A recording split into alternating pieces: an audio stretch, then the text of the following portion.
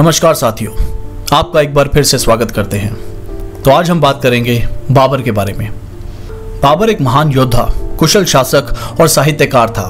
तो उसने भारत में मुगल वंश की नींव रखी। बाबर का जन्म 14 फरवरी 1483 को उज़्बेकिस्तान में हुआ था। वो तैमूर लंग पिता की ओर से और चंगेज खान माँ की ओर से का वंशज था। इस वजह से वो एक मजबूत तुर्क मंगोल परंपरा से जुड़ा हुआ था। उसके पिता उमर शेख मिर्जा फरगना घाटी के शासक थे। माँ कुतुब निगार खानम चंगेज खान की वंश थी। बाबर को बचपन से ही घुड़सवारी, तलवारबाजी और सैन्य रणनीतियों की शिक्षा दी गई। 12 साल की उम्र में ही बाबर को फरगना की गद्दी मिल गई, लेकिन उसके खिलाफ षड्यंत्र होते रहे। समरकंद पर कब्जा करना उसका पहला बड़ा सपना था, जिसे उसने 1497 में पहली बार जीत लिया, लेकिन जल्द ही उसे वहां से बेदखल कर दिया गया।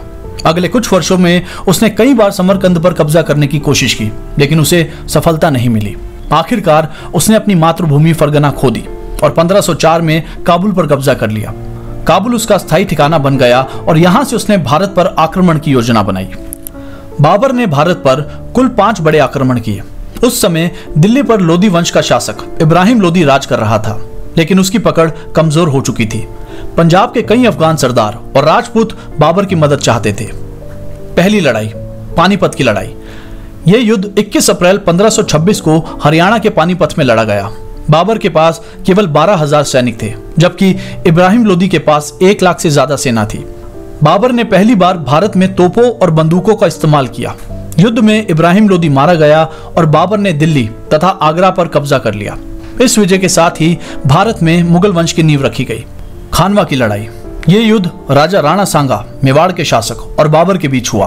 राणा सांगा चाहते थे कि बाबर सिर्फ दिल्ली जीते और वापस चला जाए, लेकिन बाबर ने ऐसा नहीं किया। राणा सांगा की विशाल सेना में 1 लाख से ज्यादा सैनिक थे, लेकिन बाबर की तोपखाने और घुड़सवार सेना ने उसे हरा दिया।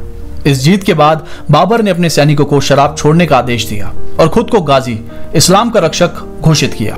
चंदेरी की लड़ाई। यह युद्ध मालवा के मेदिनी राय के खिलाफ लड़ा गया। चंदेरी पर कब्जा करने के बाद राजपूत महिलाओं ने जौहर, आग में कूदकर आत्मदाह किया। इस युद्ध के बाद उत्तर भारत में बाबर का शासन पूरी तरह मजबूत हो गया। घाघरा की लड़ाई। बाबर ने बंगाल और बिहार के अफगानों से युद्ध लड़ा और उन्हें हरा दिया। इस जीत के साथ ही बाबर का साम्राज्य सिंधु नदी से बंगाल तक फैल गया। बाबर केवल एक योद्धा ही नहीं, बल्कि एक कुशल प्रशासक भी था। उसने भारत में मुगल शासन की नींव रखी, जिसे उसके वंशजों ने आगे बढ़ाया। बाबर ने तोपखाने, घुड़सवार सेना और सैन्य रणनीति का इस्तेमाल किया।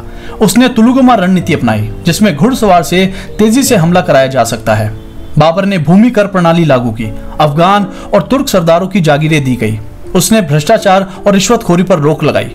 बाबर एक महान लेखक था और उसने अपनी आत्मकथा बाबरनामा तुर्की भाषा में लिखी, जिसे बाद में फारसी में अनुवाद किया गया। उसने फारसी और उज़्बेक भाषा में कई कविताएं भी लिखी। वो प्रकृति प्रेमी था। उसने कई बाग बगीचों का निर्माण किया, जिसमें आगरा का आराम बाग प्रसिद्ध है। 26 दिसंबर 1530 को आगरा में बाबर की मृत्यु हो गई। उसकी मृत्यु का कारण बीमारी और अधिक थकावट बताई जाती है। बाबर के बाद उसके बेटे हुमायूं ने गद्दी संभाली। बाबर की विरासत बहुत महान थी। उसने भारत में मुगल साम्राज्य की नींव रखी, जिसे आगे चलकर अकबर, शाहजहां और औरंगजेब जैसे शासकों ने बढ़ाया। दोस्तों, अगर आपको जानकारी अच्छी लगी तो इस जानकारी को लाइक कीजिए, शेयर कीजिए और ऐसी ही जानकारी वाली वीडियो देखने के लिए हमारे चैनल को सब्सक्राइब कीजिए। मिलते हैं बहुत जल्दी एक नए किस्से और कहानी के साथ। तब तक के लिए धन्यवाद।